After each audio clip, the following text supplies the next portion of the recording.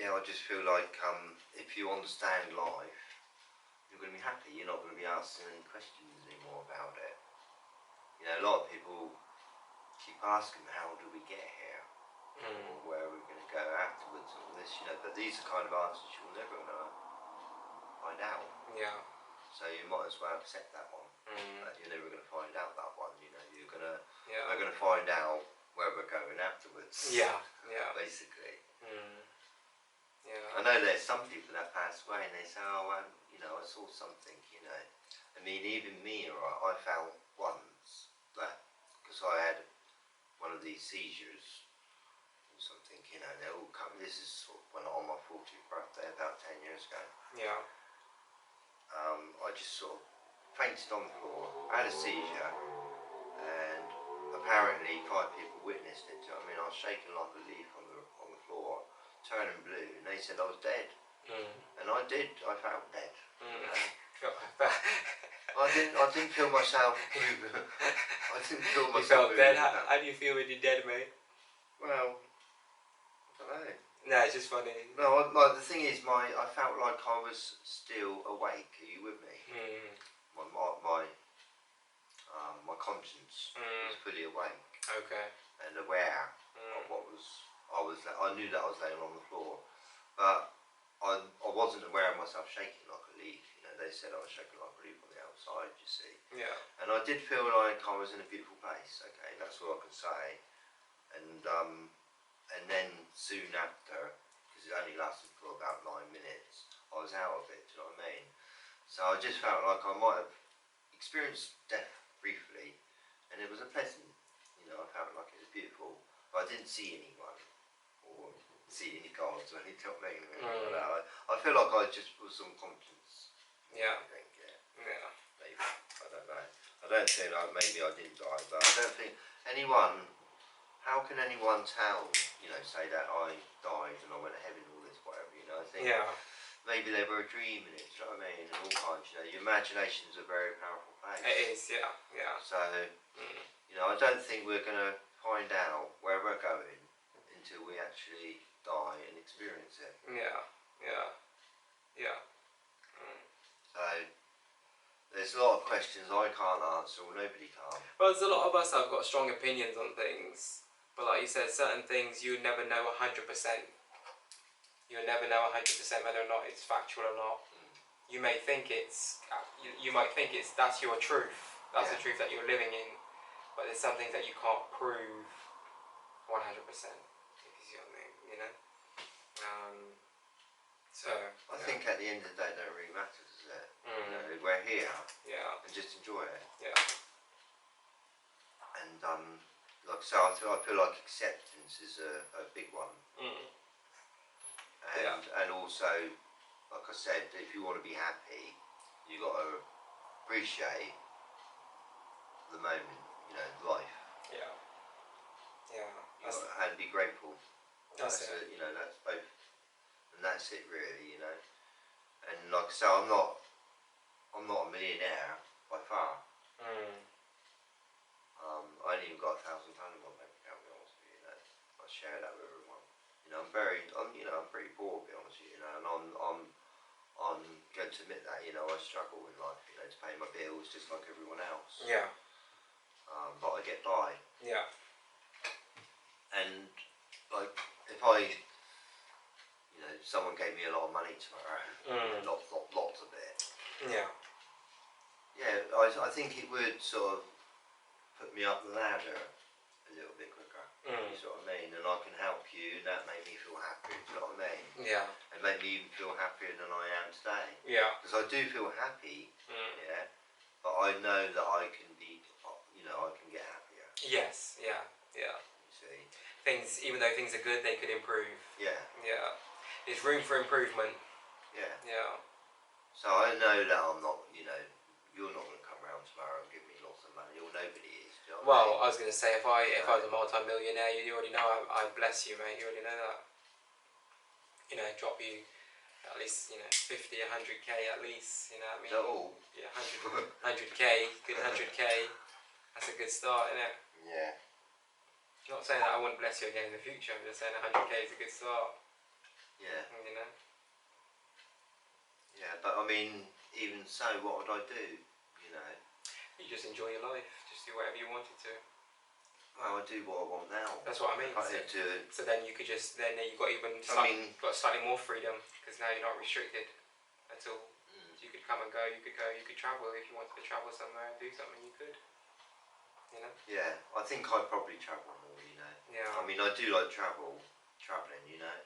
And some people don't. You know. It all comes down to personality at the end of the day, doesn't it? Whether some people love exploring, don't they? I think there's 12 different personality types apparently. I think. Okay. Some people like exploring. Some people, you know, and I can't remember what all they are. Do you know what I mean? I'd have to do a bit of studying them. I think there's over 12 or 16. You know, but you'll have to Google that. What are the 12 personality types? Yeah. And I was trying to find out what I was, you know, but I can't remember. You know.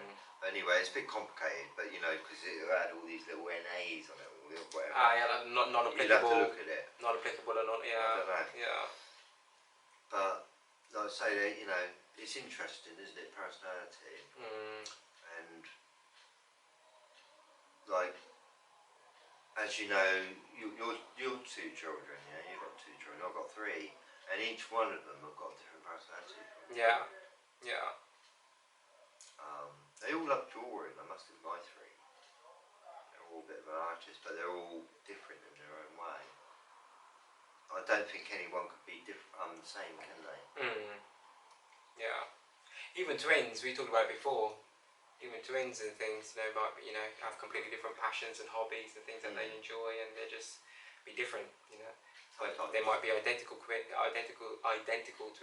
know, born minutes apart, you know, and you know, look exactly the same and pretty much, and you know, they've got different hobbies, passions, you know. One likes playing snooker, one likes playing football. You know? Maybe, yeah. You know, that's a great thing about being human is that But sometimes you get these identical twins that are really alike, aren't they? They hold hands. Yeah. I mean, like they dress alike. Yeah. Yeah. And they don't like being apart. Yeah. And their personality is almost identical as well, in a funny way. But they're 2 different people. Yeah. Yeah. It's funny, isn't it? Yeah. And they even talk at the same time. You know, if you're talking to them, they go there. Yeah. They talk and they say exactly the same things as well. Sometimes, yeah. Sometimes, yeah. Almost. Kind of like in sync. Yeah. Yeah. It's funny how life works, isn't it? But yeah, I think it's like with everything in life, the more you grow as a person and the more that you evolve, the more your personality evolves. Like even me, when I went through my transformation as a person, like even now my personality, I'm the type of person, I'm a very laid back person, but also a very hard working person. A very loving person. I try to be kind, respectful, all these things, you know. And the more that you adopt these, you try to adopt these principles and your characteristics to your life, the more that your personality improves, you know, the more that you improve as a person. So when people encounter you or have an interaction with you, whether it be a conversation or whatever the case may be, they'll be able to walk away from that saying, you know what, that person, you know, I never met this person before, but the first time I've met him, we had a nice little conversation. You know, he seems like a nice person, you know. He's had, you know. Well, we got on when we met, didn't we? Exactly. 10 years ago on the removal. Exactly. So it's like that thing of like, you know, just, you know, that opens a lot of doors, if you see what I mean. You know, just being a good person, you know, and letting that shine through your personality, if you see what I mean. You know, that, you know, it just becomes who you are, you know, naturally. You know, if you're naturally the type of person that's trying to live righteously, trying to do the right thing in life by everyone, you know, that you love and you care about and everything else, you know, then I think that just comes through you as a person. People can identify that or identify with it, if you see what I mean, you know. I mean, I've had a number of jobs in my past. As I might have mentioned, you know, I've done removals, and with removals I met somebody every day. Sometimes 2 people a day, or more. You know, I met different families basically, and I just found it sort of like it helped me to discover who I was in a funny way. You know, sort of meeting all these different people. You know, because I just feel like everyone's a little bit different. You know, like every time I went out a removal, I knew that I was going to meet someone new. Yeah. They're going to be a little bit different. They might be married, they might not be, you know. The house might be sort of tidy, you know, or they might be well organised, and you know, I just feel like everyone's a little bit different. And some people have got a lot of money, some people are poor, and whatever. And I just met so many people, and I just found that, you know, I just had a lot of experience with different people over that time, you know. And I kind of learned a lot about myself in a kind of way by just meeting a lot of different people in life. Where before that, I mean, once I had a job in a factory, you know, and I just sort of like operating the machine. And that's all I did really, you know. I did sort of say hello to some people there in the factory there, but I didn't really meet anyone, and it was just sort of go home to my wife, whatever at the time, you know, and then go back to work. And just meet the same people again, you know. But when I did removal, it's just opened up everything for me in a kind of way. I just thought it was a good job just to, you know, because when you go into someone's house as well, it's like when I moved you, didn't I? Yes. And that's how I met you on a removal. When you know, it's like the people that I met, they want to sort of bring me into their home. And it's kind of like offer you a cup of tea sometimes, or a sandwich of some type. Do you know what I mean? And they're very friendly, you know. And it's sort of almost like felt sometimes, not all the time, that I become instantly part of their family in a funny way, you know. And it was nice, you know. And like I said, we've all got different jobs, you know, and we all see different things in different ways, you know. It's true. But I just feel like doing removals did sort of like do me a big favour really, sort of like just experiencing what other people live like, if you see what I mean. It was an eye-opener for me. I did it for 15 years for removals, you know. So 15, but I did go off, because when my wife divorced me, I went to Canary Wharf for a year to live. So I had to give it up for a year. But I come back here and then went back into it, you know, so but I counted it as 15 years I did. It's a long time. Well, it's a difficult job, but it's an easy job sometimes, you know. Like I said, I didn't do any driving, I was sleeping. And a lot of the jobs were long distance.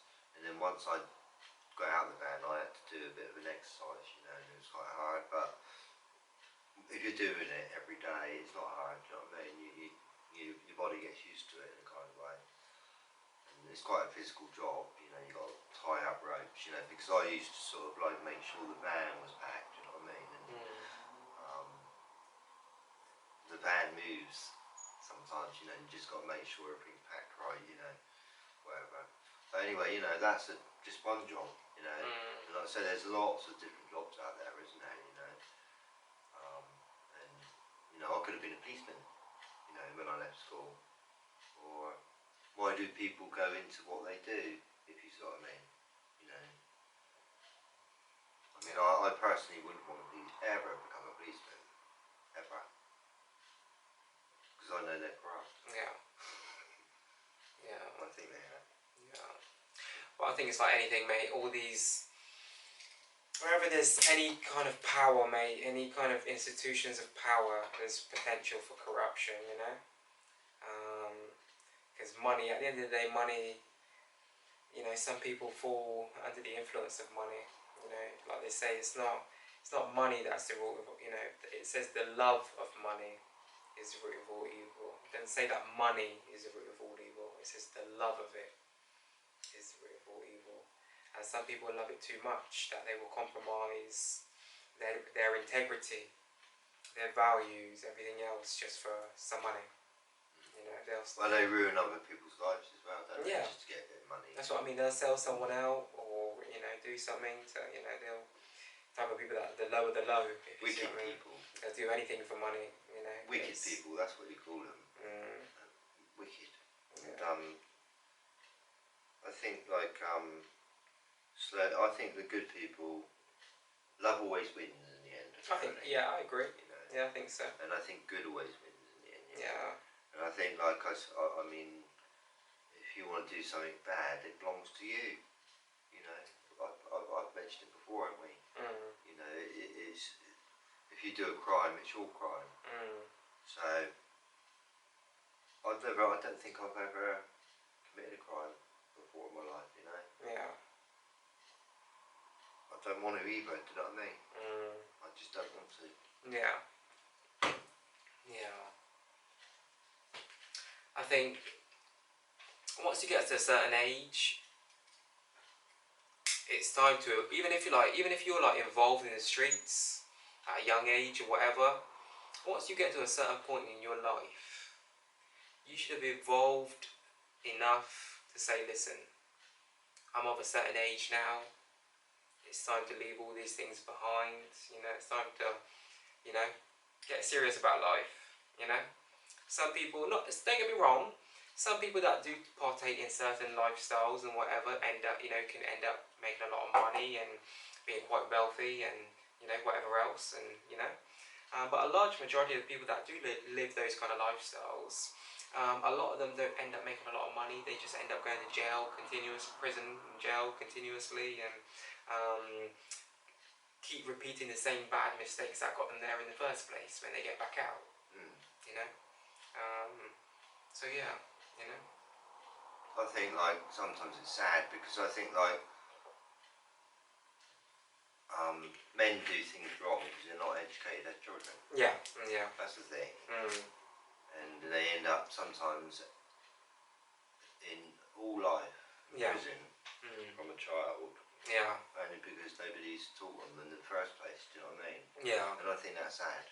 I think it's sad when, like you were saying, especially like when they're younger, and like it's almost like society gives up on them at a young age. It's like, you know, if they're like 13, 14 years old and they've committed a crime, but of course it depends on the severity of the crime, of course.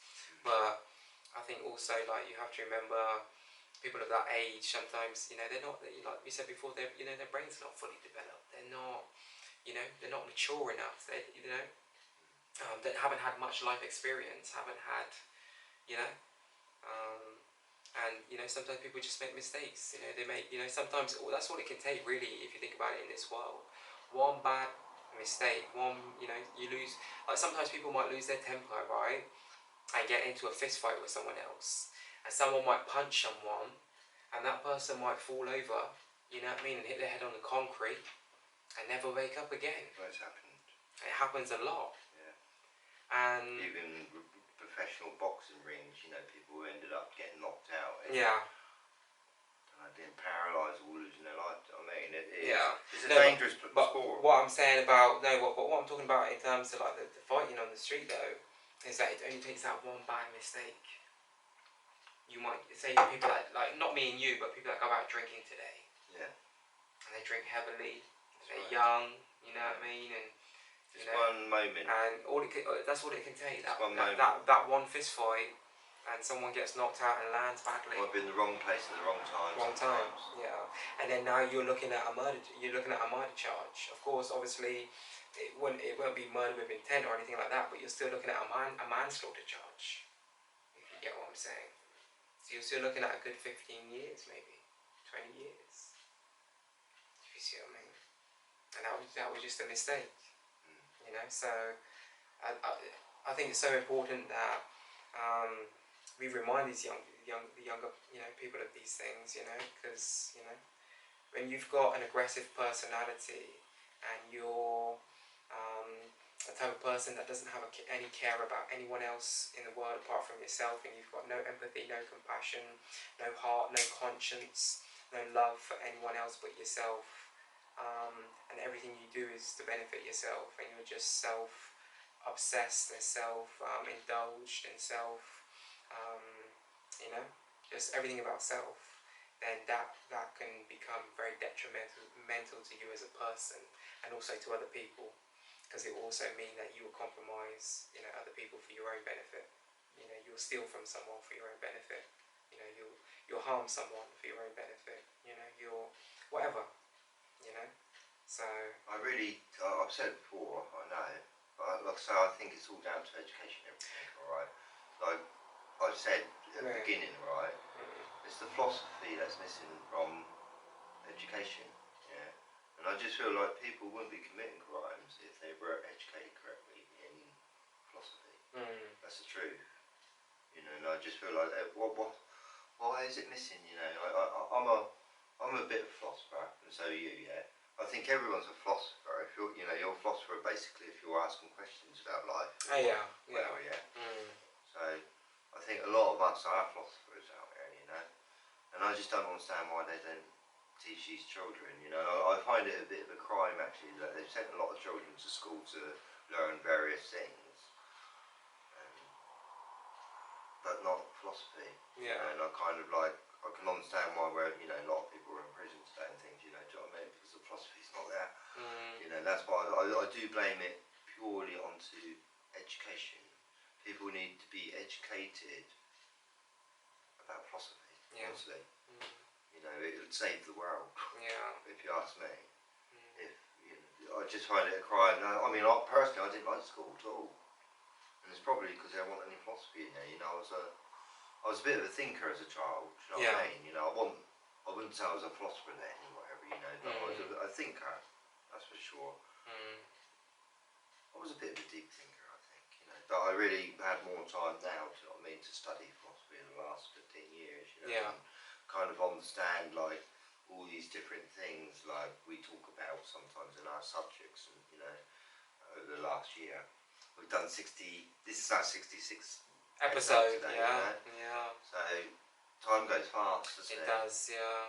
And even by next year, you know, we'll be well over 100. Well, you know, hopefully we're going to learn a little bit more by then as well, you know, about certain things, you know, and I'm hoping to become a better philosopher than I am today, basically. Yeah. Continuous growth. Yeah. Yeah. You know, understand, you know, because I don't understand everything in life, you know, there's certain things I need to learn, alright, but I do feel like I do understand a lot more than most people do, you know, like, for instance, you know, like love, what is it? Yeah. I can't understand what love is, you know, because I've studied it, and I've kind of studied happiness, and I think, like, everyone needs to study these things within themselves, understand themselves, you know, try to understand life around them a bit, you know, and then you can start smiling a bit more, I think, you know, that's what I think anyway. Yeah, yeah. You know, I'm certainly starting to get happier in life, that's for sure. You know, I think I said last week, you know, so I've struggled to be happy with my life, you know. Like I said, I didn't want to be at school. I was enjoying myself at home with my family and that. Yeah. I lived with my nan and granddad, and she had a big family, and I had good fun there. And then all of a sudden, when I was about 5 years old, I had to go to school every day, and I wasn't happy. Yeah. You know, that took me, you know, in the kind of way I was rebelling already, you know, as a child, and I knew every year that went by, I wasn't happy there. Yeah. You know, and then I left school. I still didn't find happiness in the kind of way, you know, in this world I was living in. I found it a struggle. And even when I was married, I struggled, you know, because I felt like my wife didn't appreciate me, you know, whatever. Yeah. And I felt, you know, I felt like we had a lovely relationship, but at the end of the day it went bang, you know, it went wrong. You know, and even so, you know, and then when she, you know, did divorce me, I was very angry, you know, for a number of years, and now I found happiness for the first time in women, you know, because I just feel like... And who you are as a person has changed because of that. Yeah, you know, I can start really sort of thinking about my own life with no distractions around me, basically, or anyone getting in the way. You know, I mean, I'm not going to get married again, you know, do you know what I mean? Not at my age, for one, but because I just feel that if I did get married in life, I'd start getting more unhappier. You know, I'd start losing my happiness. Yeah. You know, why do something when you're already happy? Yes. If you see what I mean. So, Yeah. I mean, it'd be nice to have a girlfriend, but I don't really want one every year. Yeah. If you sort of mean full time, you know. Yeah. In a funny way, I can't explain it. You know, I'm not here for long. Much longer. You know, 40 years at the most. Yeah. Maybe. You know, but that's not long, is it? And I just want to let go and fly. You know, and try to become a better person. Because I feel like I say, I do understand life a little bit more than a lot of people because I've studied it. Yeah. I have done. And because I've done that, you know, I feel like I'm in a position to help other people now. If you sort of, you know, that's all I can do really is help other people. Yes. Overcome their struggles in a kind of way. Yeah. Their mental struggles. Yeah. Because that's what they are at the end of the day. You know, it's like when my wife divorced me, I was upset for a number of years. And I couldn't get on with life really. You know, like be myself anymore. Yeah. Yeah. And now I look back and I think, what a waste of time. Yeah. Yeah. You see? Yeah. So, you know, I'm never gonna. I've said to myself, because I was depressed for a long, long time, you know, and I said to myself once, right, I'm not going to be depressed anymore. Yeah. Because that's wasting time, my time, really, at the end of the day. Yeah. It's not benefiting me. Yeah, you know, and I'm over my depression now. You know, I don't think I can get any more depressed. I mean, losing your own family is a hard thing to take in. Of course, yeah. And I don't think anyone can suffer more than losing the children they want to be with. You know, because I love them with my heart. You know, and you know, they love me with their heart. Of course, my wife separated us, if you know what I mean. Yeah.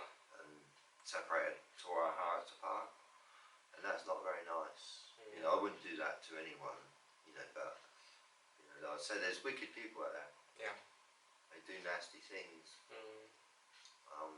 Sometimes for money, and so on. You know, it's a sad world we're living in. You know, even like inherency itself. You know, some children are living with their parents. You know, and they can't wait for them to die, get their money. That's the world we're living in.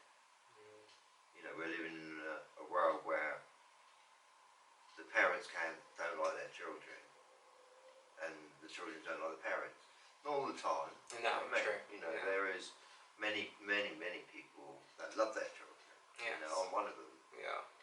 You know, with my heart. You know, Yeah. but there are some people that would sell their children if they could. Yeah, God, yeah. Yeah. And they have done in the past, by the way. Yeah, that's They awful. sold their Their children just for money, you know. That's crazy. It's true. Yeah, it's true. That's happened. Very true. That's happened. I think it's happening today. It still happens today. Yeah. Yeah, But a long, long time ago, in a couple of thousand years ago, women had babies and sell them. Yeah. Well, one, maybe they don't want to get caught because they weren't married, do you know what I mean? Things like that, do you know what I mean? But they'd sell them. Yeah. And people would pay money for babies, you know, and turn them into soldiers even, do you know what I mean? Child It's really sad. Very sad. Very, very, very sad. Yeah. It's the trouble with the world, isn't it? There's a lot of sad realities that do exist. There is. But like I say, I do think there's, you know, it is really down to education, obviously. Yeah, a lot of it, for sure. You know, can you imagine if, you know, everyone was educated, yeah. in a loving way? Because we're not. It's like we're dragged into schools and we got to stand up in rows, you know, and follow the orders, you know, and you're not allowed to fall out of place. Yeah. In a kind of way. I mean, I didn't have cameras in school when I was younger. Neither. Yeah, But I expect they're putting cameras around schools now. I don't know, do you know what I mean? Just keeping an eye on everything. It wouldn't surprise me. Yeah. Well, they put surveillance everywhere else, don't they? So it wouldn't really surprise me if they were in schools as well. It's going everywhere. Now it's been invented. Well, you know, like I say, yeah.